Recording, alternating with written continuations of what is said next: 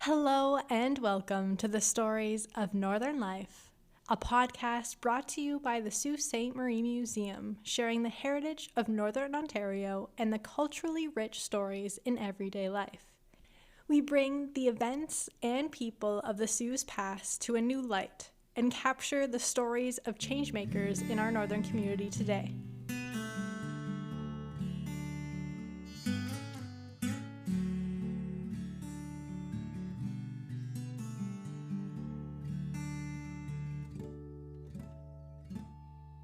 Today we are diving into a story we found in the museum's collection. It is written by Richard Metcalfe, and he gives us a run-through of the history of the area downtown. It is based right around where we are right now at the Sault Museum, centered at the old Mrs. B's, with much more history before that. Now you know it as Uncle Gino's Pizzeria. But sit back, relax, and enjoy this man's perspective. It's an awesome story where you get to meet local characters and truly get a glimpse of what life was like in this little niche corner of town. It is titled Growing Up Downtown at 76 East Street, and it was written by Richard Metcalfe, probably around 2012. That is the date it was accessioned into our collection. That little red building on the corner of East and Gouin Street, displaying that neon Mrs. B sign above the entrance, has had a varied and distinguished history. But for me, it was the source of countless memories of living in those walls and growing up downtown in the early 1950s. In 1956, the pie-shaped 4-acre parcel of Crown land, part of the Gouin subdivision south of Queen Street and east of East Street, was purchased by George Johnston and subdivided and sold as lots over the year to Samuel Whitney, George Deborah, James A. Gouin, Francis Cleamore, Cowes McCall, and Chochim Byron. In 1899, Ura McFadden sold the apex of triangular piece of land to George W. Schutz for $400. There, a stone block building was constructed to be used as the United States Customs House and consulate. The 1901 telephone book lists the location as SE East 1S Queen. The civic address of 76 East Street wasn't designated until 1910.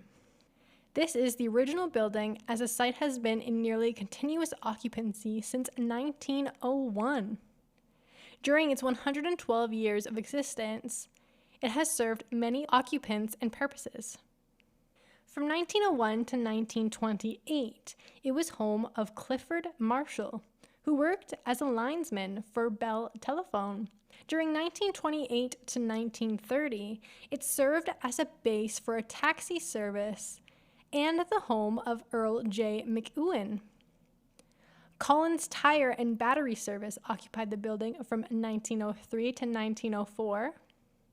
Between 1935 and 1936, the building continued its garage use as the Sault service station owned by Albert D. Knott.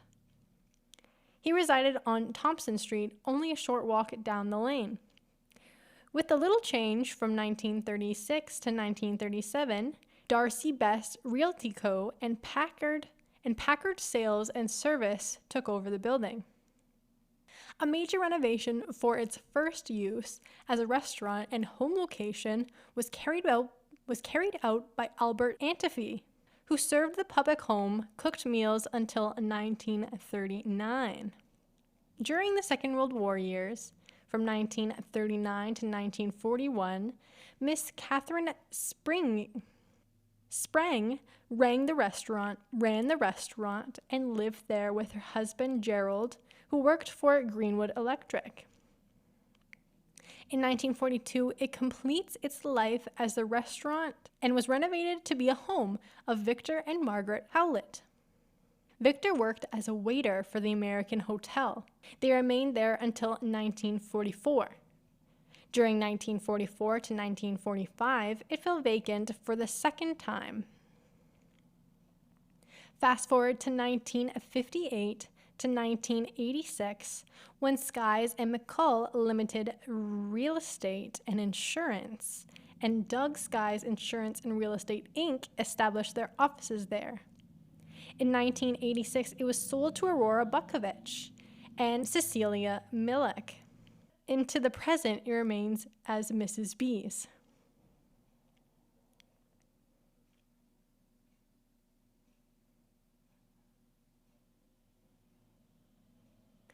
Mairi chiming in here. It is no longer the present Mrs. B's. It switched over to East Street Pizza, and now it is home to Uncle Gino's. Still offering pizza like Miss Aurora Bukovich would have wanted. Flashback to the fall of 1946. My father, Robert Bob, and mother, Elise Metcalfe, purchased the shop, having worked as a vulcanizer for Collins Brothers and as a mechanic for Ray Brothers. Dad opened his dream in 1947 as the East Street Garage and Tire Shop. Bob Metcalfe was the consummate mechanic, having worked in a blacksmith shop / garage in Saskatchewan, cutting his teeth on Model A's and T's and farm equipment. He knew engines inside and out. With his ears to his long squared stick, used like a doctor's stethoscope, he could analyze the alignment of a car or truck engine, then determine its needs, calculate repairs, times, and costs. With the dexterity of a surgeon, he could have the patient up and running out the door in the allocated time at a fair rate. Many times, bills were left on credit, trusting customers to pay the next paycheck, which at times never came, and were settled in exchange for other goods and services. His work in that little one-bay garage was in high demand, and scheduled appointments were handled on time. However, he could always running between jobs, and into the night, he operated his vulcanizing machine to retread, recap, and patch worn tires to provide them with new life. Since tires were still scarce and expensive after the war years, his work afforded his customers many more miles of motoring for little monetary outlay. The popping of inflatable boots, the hiss of the air compressor, and the pungent scent of hot rubber one could never forget. It always seemed a miracle to watch an old tire enter the machine and exit rejuvenated for another 20,000 miles of life.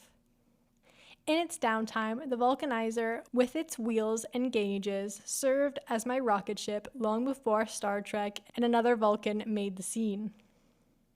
Elise handled the books, took calls, held down the garage when Bob was out on service calls or away for parts, kept the office spick and span, and always had a smile and conversation to share with customers. Since home was at hand, meals, great pies, and baking were always ready. Family life was only occasionally interrupted with a midnight stalled car emergency.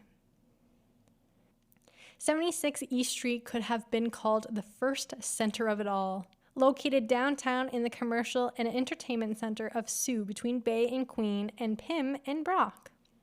It became the center of my universe. Now, from my perspective, some 55 years later, looking back on those formative years, the city was not just a great place to come from, as Morley Torgove conveys, but was the best place to be. Those years were characterized by redevelopment and revitalization following the Second World War, with the beginning of the baby boom. Growing up with the merging of the world, upheaval of the past, with the excitement of the present and the promise of the future, meant that every day was an adventure. It was a time to explore, to question, to discover, to put down roots, and to reach for the stars. Whenever I pass that oh-so-familiar doorstep at 79, at 76 East Street, it all comes back. It all comes flooding back. Walking up those steps in that unique entranceway, I almost expect to see that vulcanizing machine and smelt hot rubber I almost expect to see that vulcanizing machine and that smell of hot rubber. In my mind, I hear the sounds of an engine revving and a car hold slamming shut as another expert repair job is complete. That almost historic little building, once in the hub of the downtown area, now painted bright red with its neon beacon, proclaims to all the Mrs. B's Pizza lies within. Invitingly, it entices each customer to experience the smell and taste of a unique delicacy created with expert hands and only the best of ingredients.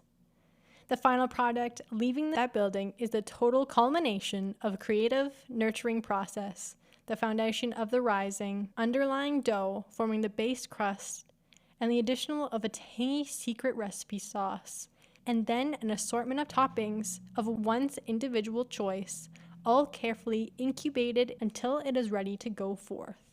That process is to a great extent the way my life was experienced in and from that building, absorbing and being absorbed by the world, radiating out for 2 square, well, really rectangular blocks from its center, being shaped, molded, and allowed to be a child and to grow as an individual. In the process, I was influenced by the most special people, wonderful places, and exciting events that the Sioux has to offer. When my grandfather came to the farm near Walpole, Saskatchewan in the mid-1940s to live with my parents, he brought his leather rocking reclining chair, which graced the living room in our home at 760 Wellington Street East after my father purchased the shop at 76 East Street. And my grandfather passed away, the old leather rocker preceded our eventual move to that location. It occupied an important place in the corner of my dad's office by the front door. Many customers put their feet up while calls were being expertly serviced. On occasion, the postman, milkman, eggman, and iceman took a well-deserved break there. Bill Newman often stopped in for a chat before or after duties at the Navy League. I recall Skipper Manzuti, Cliff Buchanan, and Jack Corney being frequent occupiers of that chair. These people were all larger than life to me. Of course, the contributions of Captain Manzuti and Bill Newman are well known.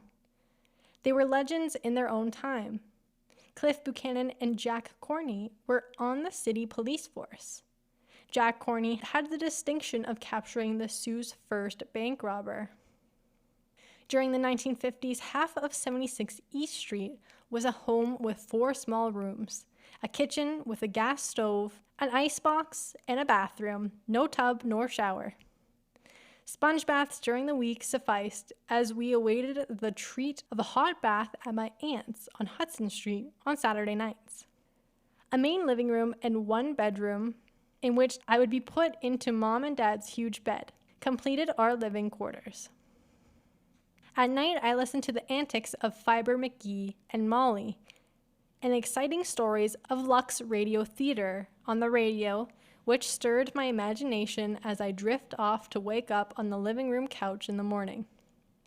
On Saturday mornings, I could crawl back into its warmth and listen to the Big John and Sparky on WSOO. A door in the garage office and vulcanizing area separated house life from Dad's workplace. The garage part is now gone, being the parking space between Mrs. B's and Greenwood Locksmith Building, then the home owned by the legendary last original bandsman of the Legion Band, Jim Callan, and family. I attribute my interest in learning to play trumpet from him and Bill Newman's Buglers. My memory of life at 76 East Street go back to having no heat and water, when pipes froze in the winter and Dad opening the trap door and going under the floor with a blowtorch to thaw them out.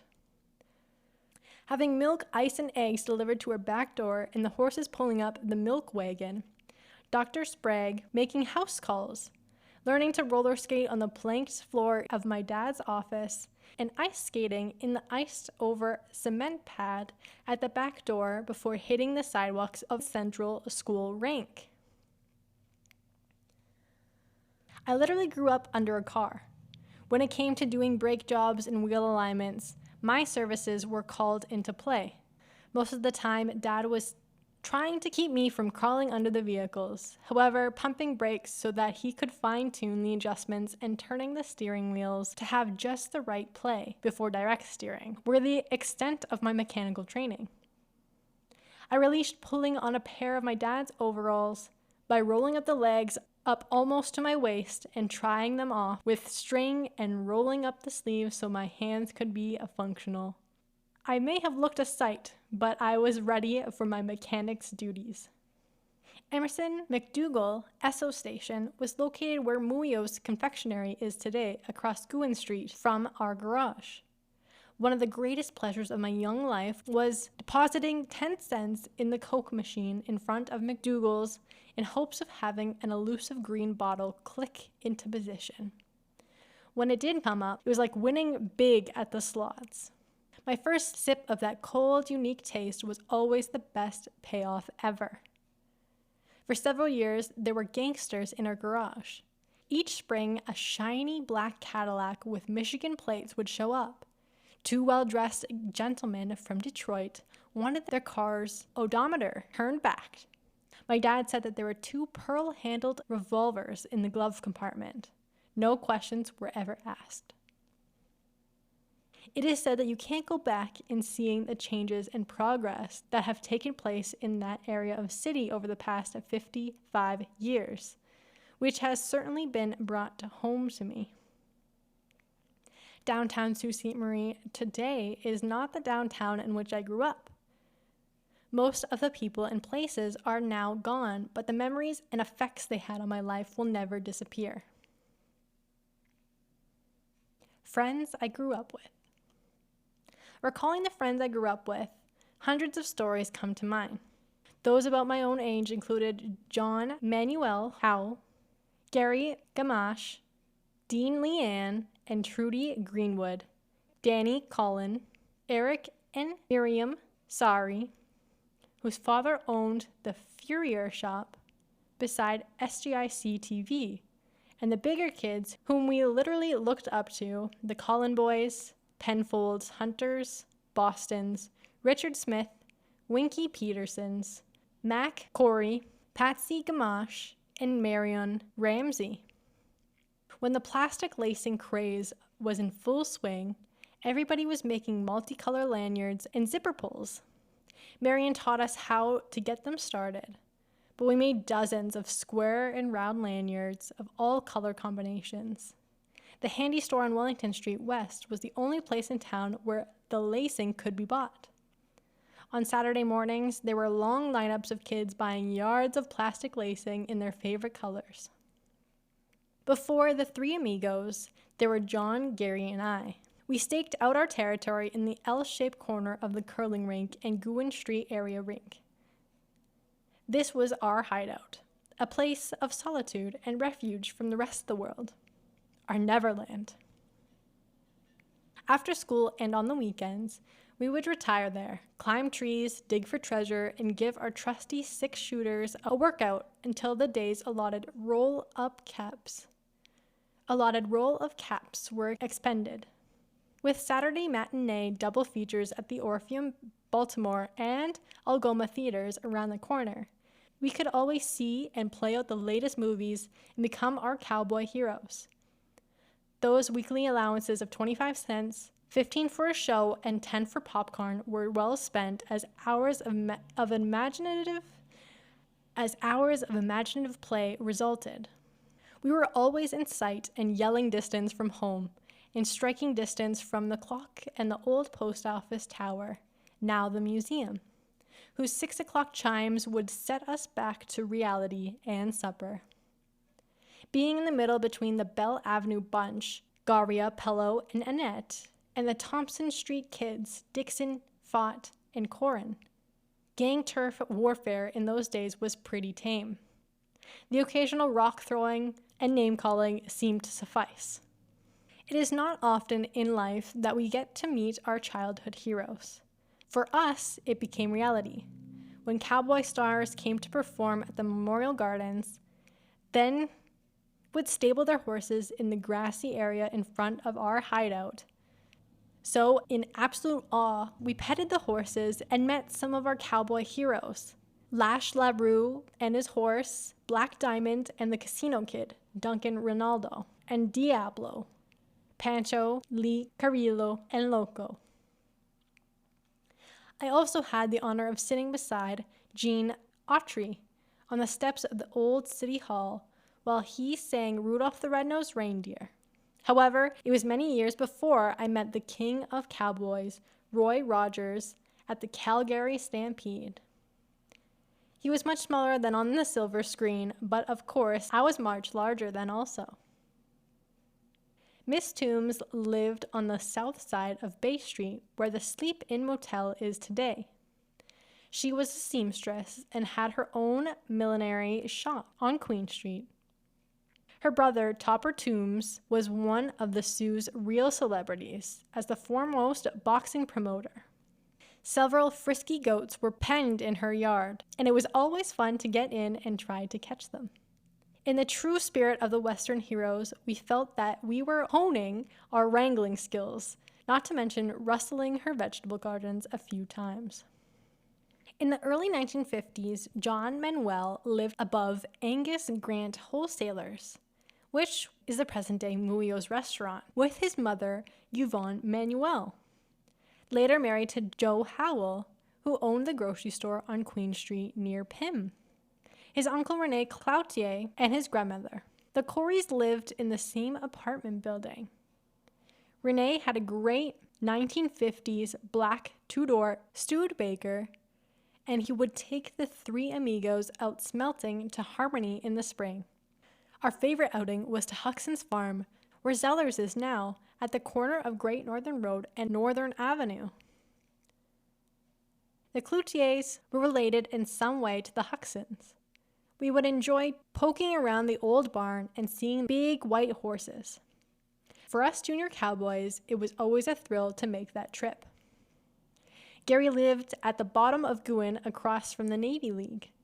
His father, Len, was the insurance agent who also took us on rides to the Green Dodge on weekends when he had house calls to make. Unfortunately, Gary passed away in his mid-20s. One of the three amigos, John and Gary, became mechanics, and I a teacher. For me, music was more appealing than the axle grease. One of the greatest things about living downtown was having parades pass by our doorstep.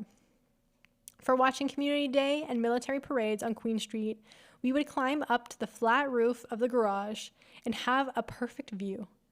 All the neighborhood kids would enjoy the best view in town.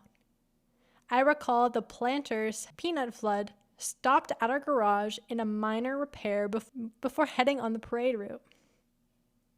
The store owners on Queen Street became some of my favorite people.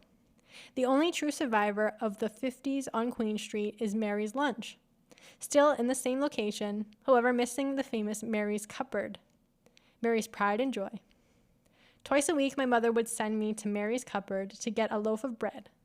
Tightly clutching the 17 cents, I could hardly wait to pick out the special steaming hot loaf from the cooling rack.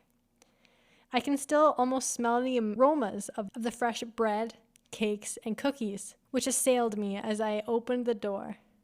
Mary always had a cookie for me to eat on the way home.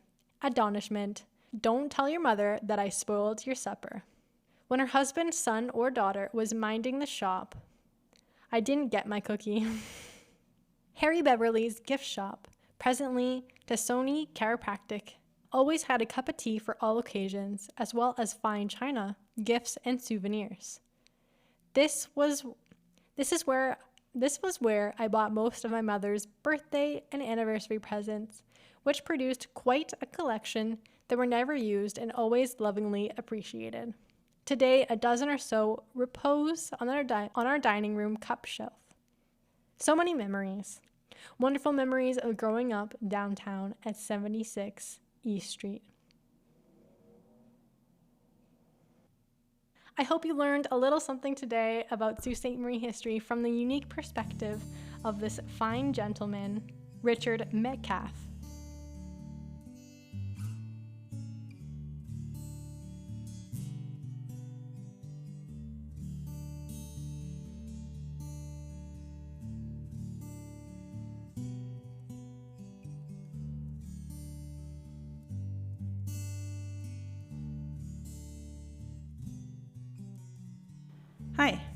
I'm JL Fizzell, and I write and publish poetry inspired by nature and the art of being human. These are some of my words. I hope that whatever happens in your day today, this poem is a little bit of brightness you need to keep going. So the poem I'm about to read for you is called Here's Looking at You, Kid, and you'll find it in my 4th book, Human Nature. I will grow like a wildflower, blooming in a crack in the pavement, a testament that this place we call home is only a piece. Roots can take hold even with the bare minimum, just a little something to hold on to, a little something to ground them. Grow. I believe in you. I hope this poem took you somewhere inside yourself that you needed to go. You can listen to my story here on the Stories of Northern Life podcast. Links are in the show notes. If you enjoyed this episode, you might like our blog too. Head over to our website, SaultMuseum, that's SAULT, museum.ca, and look under Discover. You will find our blog, Museum Musings. We share short synopsis of influential people, historic places, and impactful events in our history. Pictures are always included, and you will be sure to learn a little something new with each post.